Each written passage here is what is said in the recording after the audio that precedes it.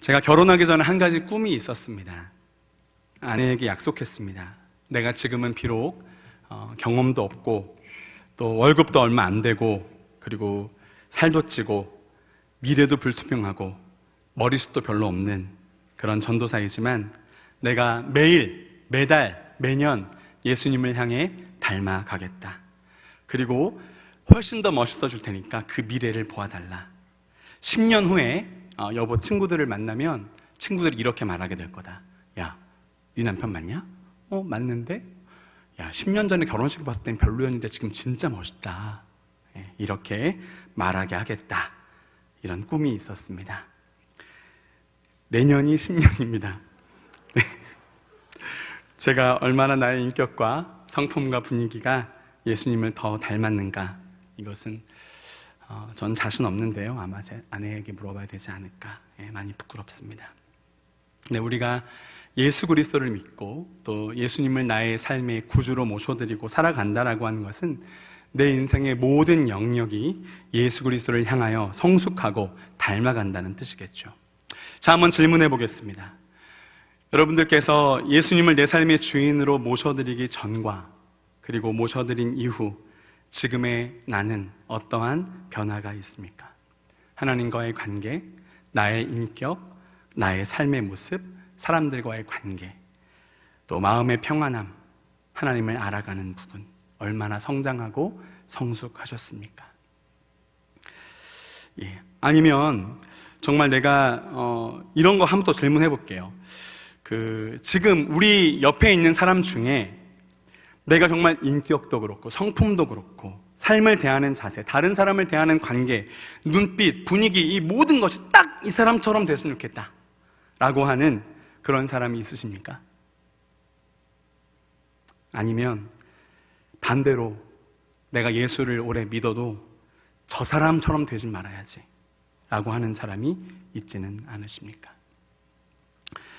우리가 예수 그리스도를 주인으로 삼고 예수의 사람으로 살아가는 삶에 시간에 가면 갈수록 성숙과 변화가 없다면 그것은 불가능한 일이겠죠. 말이 안 되는 것이겠죠.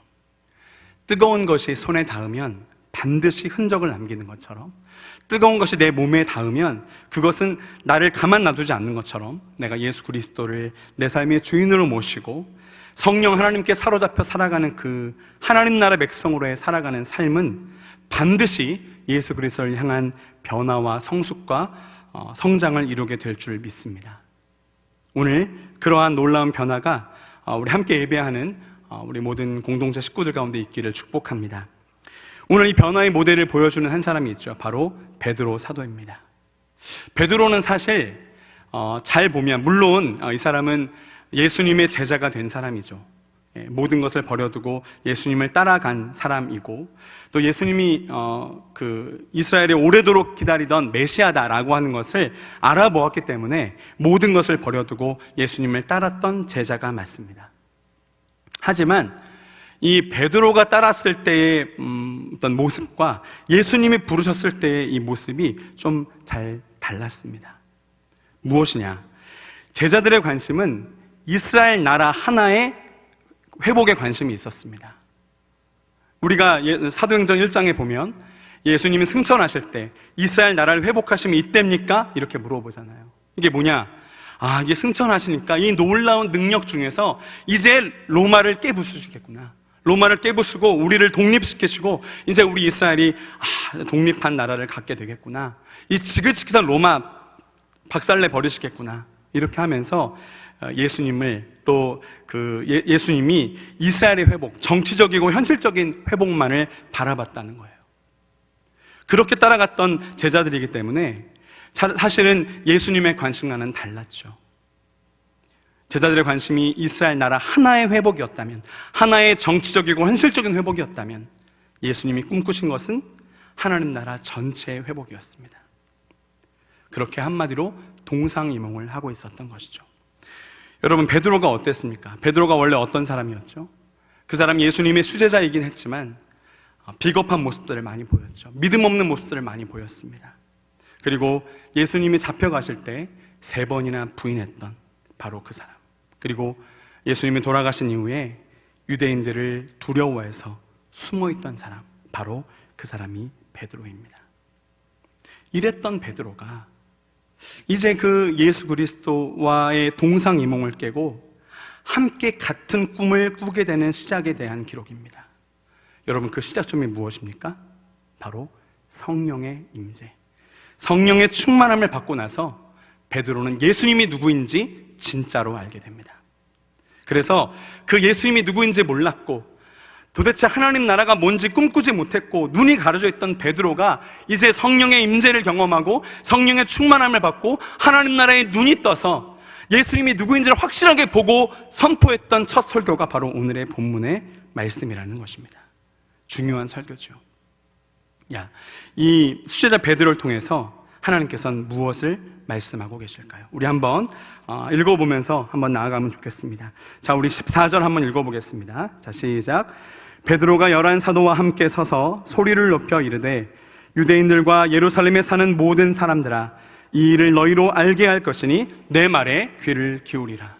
베드로가 언제 그렇게 비겁한 사람이었는지, 언제 유대인들을 향하여 숨어있던 사람이었는지 느껴지지 않을 만큼 담대하게 주의 말씀을 전하고 있습니다. 소리를 높여 이르되 유대인들과 예루살렘 모든 사람들아. 사실은 유대인들과 예루살렘 모든 사람들, 베드로가 두려워하던 사람들이죠.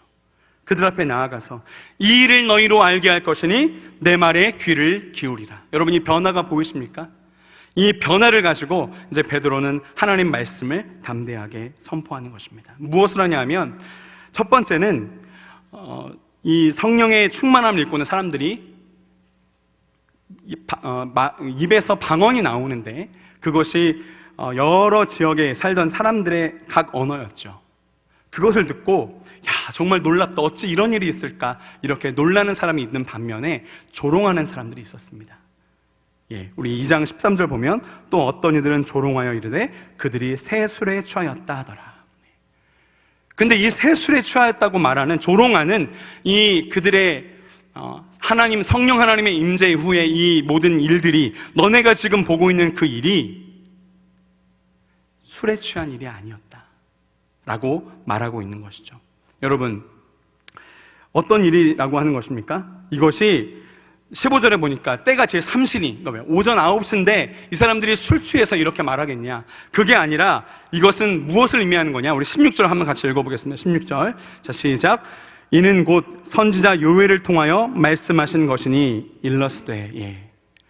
이것은 선지자 요엘을 통하여 하신 하나님의 말씀, 하나님 말씀의 성취가 된 것이지 이것은 술 취해서 그런 게 아니다 라고 하면서 이 성령을 부어주신 것이 하나님 약속하신 말씀의 성취임을 분명하게 선포하고 있습니다. 자, 이것이 어떤 일이 있는지 한번 보겠습니다. 요엘이 하신 말씀 17절 한번 같이 읽어보겠습니다. 17절. 자, 시작. 하나님이 말씀하시기를 말세에 내가 내 영을 모든 육체에 부어주리니 너희의 자녀들은 예언할 것이요 너희의 젊은이들은 환상을 보고 너희의 늙은이들은 꿈을 꾸리라. 하나님의 말씀이 이루어지는 것이다. 무엇이냐? 하나님께서 말씀하실 때 말세에 내가 내 영을 모든 육체에 부어준다 하셨다. 그 하나님께서 부어주겠다고 하신 성령의 부으심, 그것이 지금 이 현상으로 나타나는 것이다. 너희의 자녀들은 예언하고 너희의 젊은이들은 환상을 보고 너희의 늙은이들은 꿈을 꾸게 될 것이다. 여러분, 여기서 봤을 때 오늘 이 요엘의 말씀에 17절, 18절, 19절, 20절 이렇게 나오는데요, 여기에 보면 때에 대한 표현이 있습니다. 그걸 잠깐 보도록 하겠습니다. 17절에 보면 말세에 그랬죠. 말세에. 이것 사실 요엘의 표현에는 그 후에 이렇게 나오는데요, 이 그 후에라고, 요엘이 구약에서 말할 때 그 후에 하면 그게 언제입니까? 메시아가 오신 이후에. 메시아가 오신 이후에 내 영을 모든 육체에게 부어주겠다고 하나님께서 약속하셨다 라고 하는 것이고요, 18절에도 보면 그때에 나옵니다. 그때에도 동일한 거예요. 이게 뭐냐면 메시아가 오신 이후에. 자, 여기서 17절에 나오는 말세라고 하는 표현과 18절에 그때라고 하는 표현의 그 원어를 보면 복수의 표현입니다. 그러니까 어느 한 날이 아니라 복수, 두 가지 날을 의미하는 것이죠. 이게 뭐냐 하면 예수님께서 오신 그 다음부터 예수님께서 다시 오실 때까지의 날을 의미합니다. 그러니까 예수님께서 오시고 나서 예수님 재림하시길 때까지 그 기간 안에 하나님께서 내 영을 내 모든 육체에게 부어준다고 하셨다, 이 말씀이고요. 자, 20절에 보면 어떤 말이 나오죠? 자, 20절 우리 앞에 부분만 한번 읽어보겠습니다. 시작. 주의 크고 영화로운 날이 이르기 전에. 자, 주의 크고 영화로운 날, 이 표현은 단수의 표현입니다. 이 표현이 무슨 표현일까요? 바로 예수님께서 재림하시는 날입니다. 자, 이 표현을 우리가 인식을 하고 다시 한번 보겠습니다. 말세. 그럼 지금이 어느 때라는 거예요? 예수님이 오셨어요. 그리고 예수님 다시 오시기 전 이 사이에 있는 그 말세의 때, 지금 우리는 어느 때에 있는 것입니까? 말세의 때에 있는 것이죠. 우리는 마지막 때를 살고 있는 것입니다. 우리가 이 땅 가운데 마지막 때를 살고 있다라고 하는 것, 이것을 우리가 잊어서는 안 될 것입니다. 이 마지막 때에 모든 육체에 부어준다. 이제까지는 선지자나 왕이나 제사장들에게, 특정 인물들에게만 부어졌던 성령이 이제는 자녀들, 젊은이들, 늙은이들, 남종과 여종 모든 육체에 성령이 허락되고 부어진다. 그러면서 교회의 시대가 열린다, 이렇게 말씀하신 것이죠. 자, 이 일들이 일어났는데 자녀들은 예언하고 젊은이들은 환상을 보고 늙은이들은 꿈을 꾸리라 말씀하셨는데, 여기에 나오는 예언과 환상과 꿈은 다른 것이 아니라 그 같은 것을 의미하는 게 뭐냐면, 이제까지 사람들이 보지 못했던 하나님의 놀라운 일들을 보게 된다, 하나님의 놀라운 비전들을 보게 된다라는 거예요. 하나님 말씀이 해석되게 되고 하나님의 뜻이 분별되게 되고 세상 사람들은 전혀 알 수 없는 것을 누리게 된다라고 하는 것이죠. 여러분, 지금 그 일들이 일어나고 있습니까? 안 일어나고 있습니까? 자, 자녀들이 예언한다 그랬습니다. 자녀들, 여러분 지금 어떻게 살아갑니까? 자녀들이 이 땅에서 깔아놓은 경쟁주의, 이기주의, 성공주의, 물질 만능주의, 거기에 가치관 속에 갇혀가지고 무엇이 잘못된 건지도 모르고 살아가고 있어요. 여러분, 요즘 자녀들을 보면요, 얼마나 못된지 모르겠어요. 못된 아이들이 많습니다.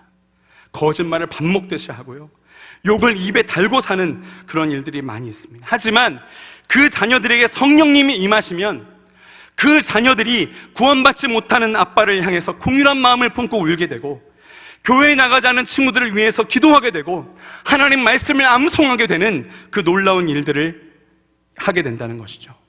그러면서 그 자녀들이 하나님 나라의 꿈을 꾸게 된다. 젊은이들 보십시오. 여러분, 이 땅에서 얼마나 회의주의와 음란 문화의 가치관에 둘러싸여 있습니까? 그들이 거기서 벗어날 수 있을까, 이런 생각이 듭니다. 여러분, 요즘 알고 계시죠? 3포 세대, 4포 세대, N포 세대, 모든 것을 포기할 수밖에 없는 세대라고 말하는 이 젊은이들에게 성령이 부어지면 어떤 일이 벌어집니까? 그들이 하나님 나라의 꿈을 꾸게 된다는 거예요. 하나님께서 이 마지막 때에 하실 일에 대한 환상을 갖게 되고 그것을 향하여 그 인생을 사용하기 시작한다는 것입니다. 늙은이들은 어떻습니까?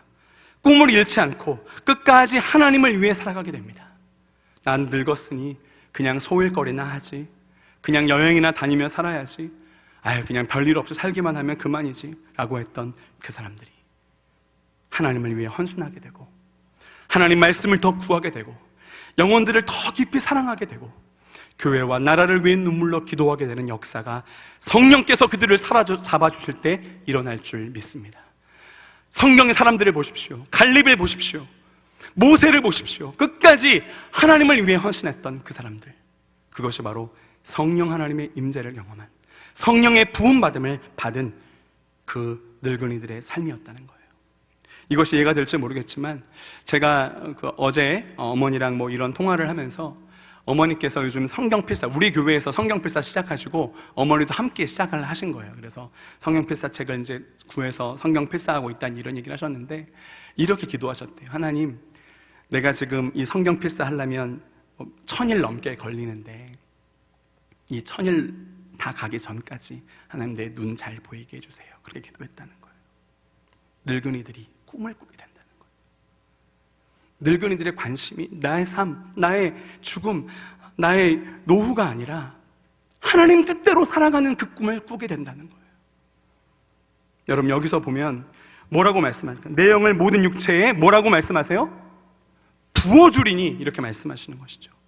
여러분, 이것은 하나님께 성령을 부어주실 때 쓰시는 독특한 표현인데, 여러분 이게 무슨 뜻입니까? 만약에 제가 제 딸이 물을 달라고 해서 물을 주면 어떻게 주죠? 보통 컵에 따라서 이렇게 주고 찔끔찔끔 주기다 보면 확 들어가면 안 되니까. 그런데 만약에 제가 제 딸에게 물을 부어준다, 그럼 어떻게 되는 거예요? 부어준다라는 표현의 의미를 아시겠죠? 부어준다라고 하는 것은 구하는 자에게 풍성하게 아낌없이 주겠다라는 뜻입니다. 부어주시면 다시 담을 수 없죠. 한번 부은 것은 다시 담을 수 없습니다. 다시 걷어가지 않겠다. 부어졌기 때문에 영원히 함께 하시겠다, 이렇게 말씀하고 계십니다. 하나님께서 말세에 모든 육체에게 성령을 부어주겠다고 말씀하십니다. 우리는 성령으로 부음받았을 때 베드로가 어떻게 변했는지 알고 있죠. 여러분, 성령의 사람은 어떻게 변합니까? 성령의 사람은, 성령 하나님께 사로잡혀 살아가는 사람은 자신의 제한된 능력과 지혜가 아니라 하나님께서 하늘로부터 부어주시는 능력과 지혜로 살아가게 될 줄 믿습니다. 이 놀라운 성령 하나님의 부으시는 놀라운 역사가 여기 있는 함께 예배하는 주의 백성들 가운데 있게 되시기를 주의 이름으로 축복합니다. 나의 시선을 변화시키시고 나의 눈의 해석을 변화시키시고 전혀 다른 풍성하고 담대한 복음의 삶을 살게 하시는 그 성령 하나님의 은혜로 충만히 부음받으시기를 축복합니다. 또 보면 뒤에 뭐라고 말씀하십니까? 우리 19절에 보면 이런 말씀이 나와요. 또 내가 위로 하늘에서는 기사를, 아래로 땅에서는 징조를 베풀리니 곧 피와 불과 연기로다. 우리가 이 말씀을 알고 있죠. 하나님 예수 그리스도께서 오시는 마지막 때가 되면 이 땅의 징조로 여러 가지 일들이 일어나고 또 그 하늘의 징조가 있게 되고 사람들이 이제까지 보지 못했던 여러 가지 일들이 있게 된다. 우리가 마태복음에도 누가복음에도 그 역사를 볼 수가 있죠. 그리고 20절 말씀 보니 다시 한번 같이 읽어보겠습니다. 시작. 주의 크고 영화로운 날이 이르기 전에 해가 변하여 어두워지고 달이 변하여 피가 되리라. 이 주님이 오시는 그날이 되면 누구나 알 수 있는 놀라운 징조들이 일어나게 되고 힘들고 어려운 날들이 오게 된다. 근데 그때에 뭐라고 말씀하십니까? 주의 재림의 때에. 자, 21절 말씀을 함께 우리 크게 선포함을 읽겠습니다. 21절 시작. 누구든지 주의 이름을 부르는 자는 구원을 받으리라. 할렐루야. 이것이 바로 구원의 메시지인 거예요. 주 예수를 의지하고 신뢰하는 자는 구원을 받게 될 것이라는 것이죠. 여러분, 이것이 진짜 복음입니다. 이렇게 마지막 날에 누구든지 주의 이름을 부르면 구원을 얻을 수 있습니다. 주의 이름을 부르면 하나님과의 관계가 뚫려져서 하나님 나라 백성으로 하나님의 통치와 사랑과 은혜를 누리며 살 수 있도록 우리를 부르셨습니다. 누구에게요? 아직 이 소식을 모르는 자들에게. 누구든지 주의 이름을 부르면 구원을 받는데 여전히 이 땅의 가치관과 원리와 이 땅의 어둠의 문화에 갇혀 사는 그들에게 이 복음을 전하기 위해서 우리를 부르셨고 우리에게 성령을 주셨다는 거예요. 하나님께서 말세의 내 영을 내 모든 육체에 부어주는 그 이유가 무엇입니까? 바로 이거요. 누구든지 주의 이름을 부르는 자는 구원을 얻으리라. 이 소식을 전하게 하시기 위해서 우리를 성령의 사람으로 부르시고 우리를 한 교회로 이 시간 세워주신 줄 믿습니다. 성령을 부어주신 이유, 교회를 세우신 이유가 바로 이 소식을 전파하라는 것이죠. 여러분, 한번 생각해 봐 주십시오. 누구든지 주의 이름을 부르는 자는 구원을 받으리라.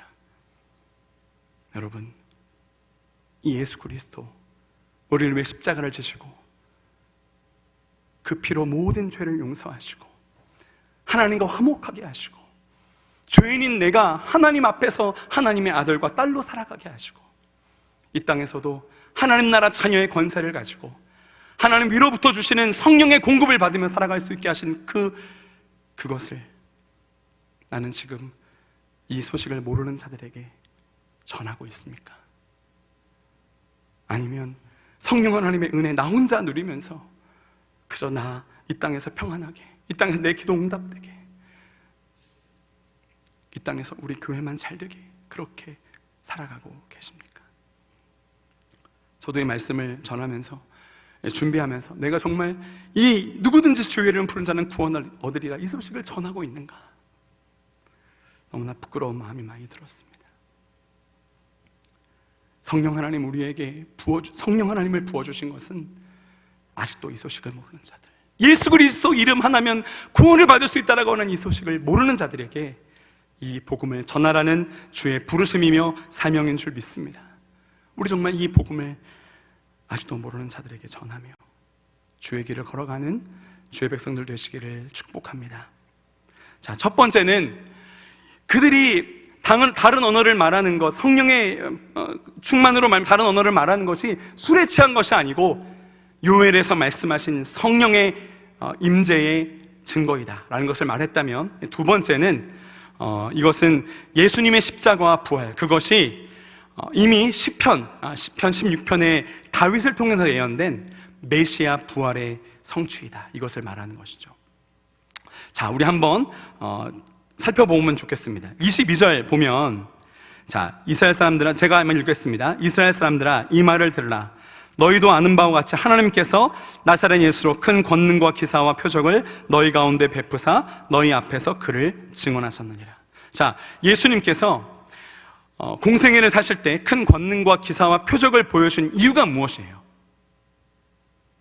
그것이 바로 하나님께서 이 나사렛 예수가 메시아임을 보여주신 것이라는 것이죠. 자, 23절. 예수님이 십자가에 자신을 내어주셨습니다. 그 이유가 뭐라 그랬습니까? 바로 그것이 하나님께서 정하신 뜻이다. 24절에 보면 그가 사망의 고통 가운데 풀어 살리셨으니 그가 사망에 매여 있을 수 없습니다. 자, 여기서 보면 예수님께서 공생애를 사실 때 행하셨던 놀라운 기적과 이적과 또 그 권능들, 이 모든 것이 뭘 의미하느냐? 누가 하신 것이냐? 그가 자기 자신을 십자가에 내어주신 것, 이것이 왜 그렇게 하신 것이냐? 누가 하신 것이냐? 그리고 그를 예수님이 죽으셨다가 부활하신 그것 왜 그렇게 하신 것이냐? 누가 하신 것이냐? 여러분, 그 답이 무엇입니까? 예수 그리스도가 메시아이심을 확증하는 사건이라는 것이죠. 그리고 그 모든 일들을 누가 하셨습니까? 22절에도 보니까 하나님께서, 23절에도 보니까 하나님께서, 24절에도 보니까 하나님께서 그 일을 하셨다. 왜 그렇습니까? 우리를 사망 가운데 매여 있지 않게 하시기 위해서, 우리를 죽음에 매여 있는 자들로, 죽음의 권세를 눌려 있는 자들로 놔두지 아니하시고 예수 그리스도의 이름을 부르는 자마다 사망에 매여 있던 것이 벗어나고 영원한 생명을 누리는 부활의 사람으로 살 수 있게 하시기 위한 하나님의 역사였다는 것입니다.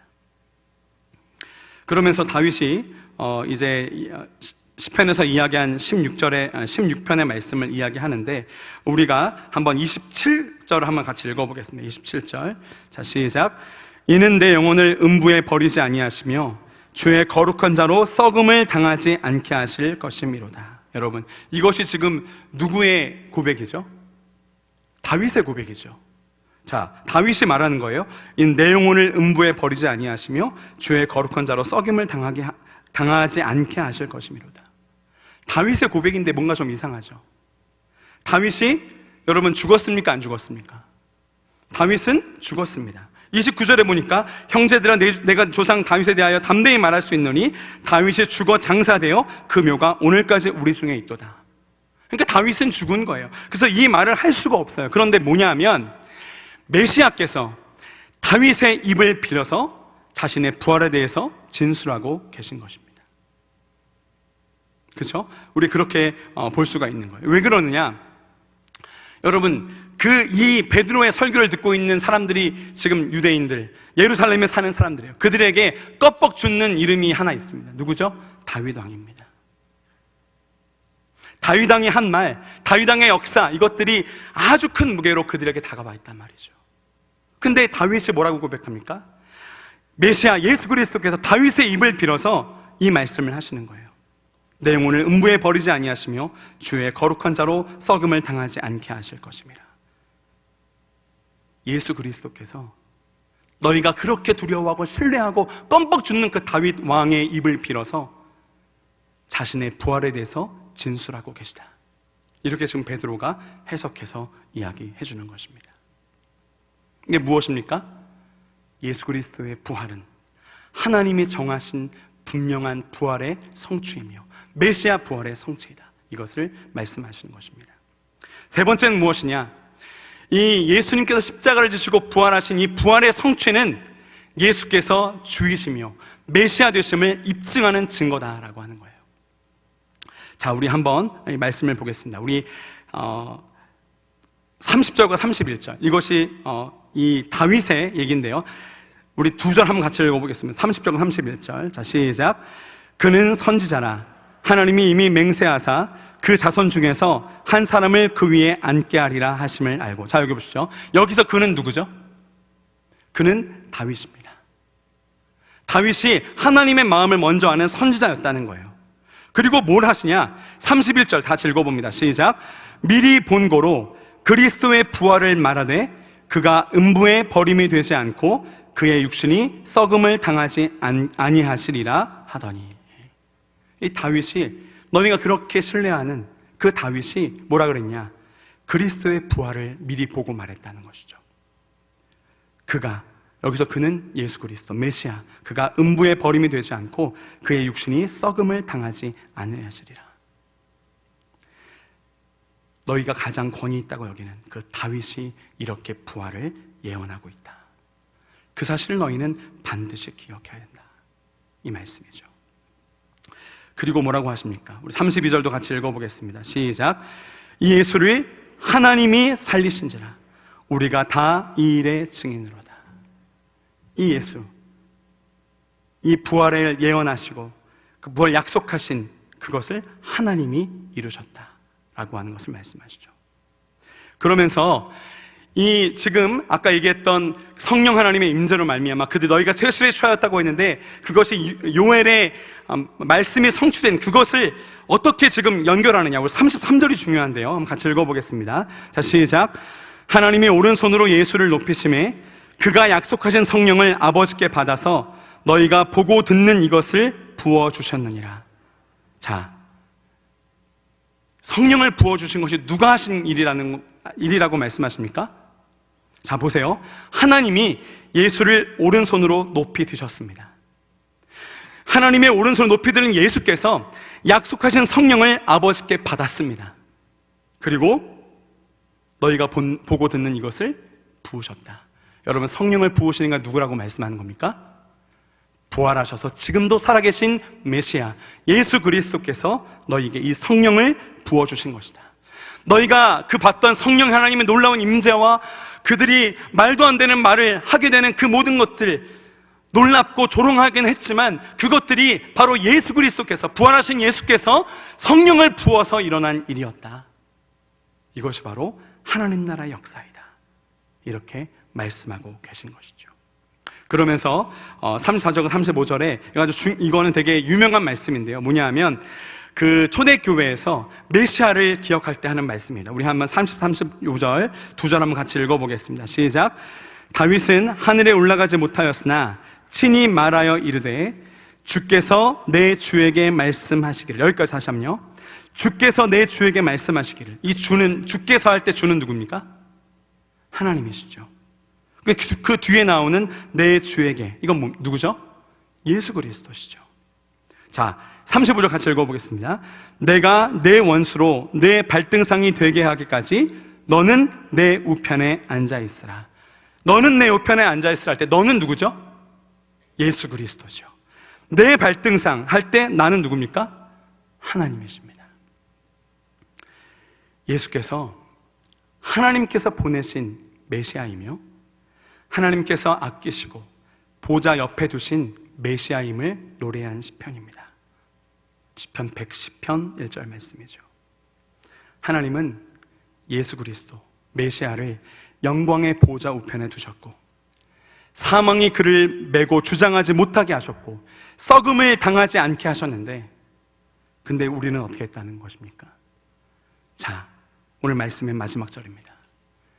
베드로 설교의 마지막 말씀입니다. 뭐라고 선포합니까?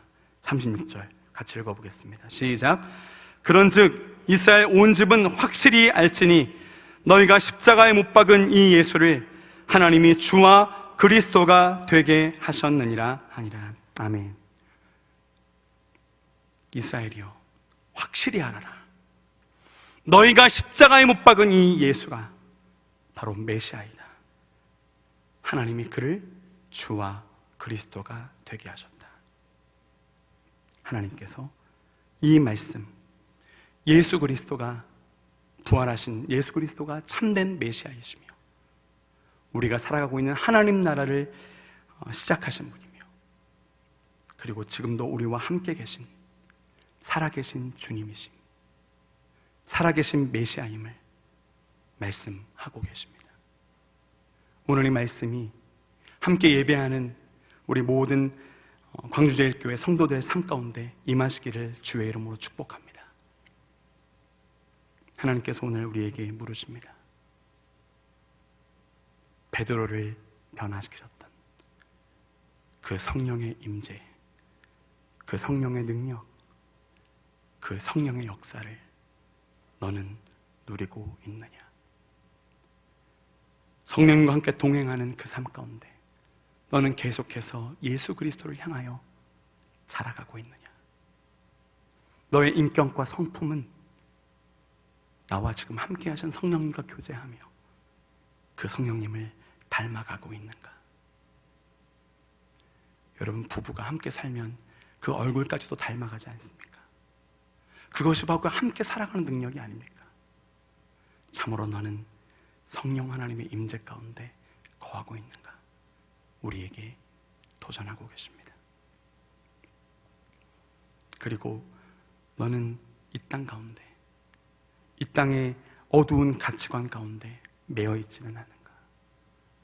말세에 하나님께서 성령을 부어주시면 젊은이들도 자녀들도 아비들도 하나님이 주신 꿈을 보게 될 터인데 너는 참으로 그 성령 역사 가운데 부활의 삶을 살아가고 있는가? 우리에게 도전하고 계십니다. 예수 그리스도께서 주요 메시아가 되신 이 하나님의 나라, 하나님 한 분을 왕으로 삼고 예수 그리스도를 나의 주로 삼고 살아가는 이 하나님 나라의 백성으로서 너는 이것 하나면 만족하고 있느냐?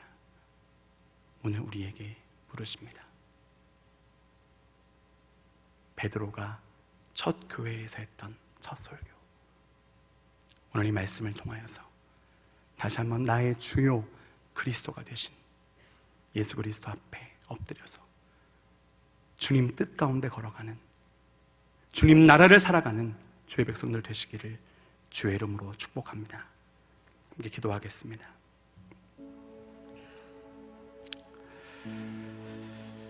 여러분, 오늘 말씀은 베드로의 변화를 보여주고 있습니다. 두려워했고 때로는 비겁했고 그렇게 예수님과 함께 다녔지만 예수님의 마음과 삶을 이해하지 못했던 이 베드로가 성령 하나님께 사로잡힌 후에 이 부활의 복음, 하나님 나라의 복음을 담대하게 전하는 것을 볼 수 있습니다.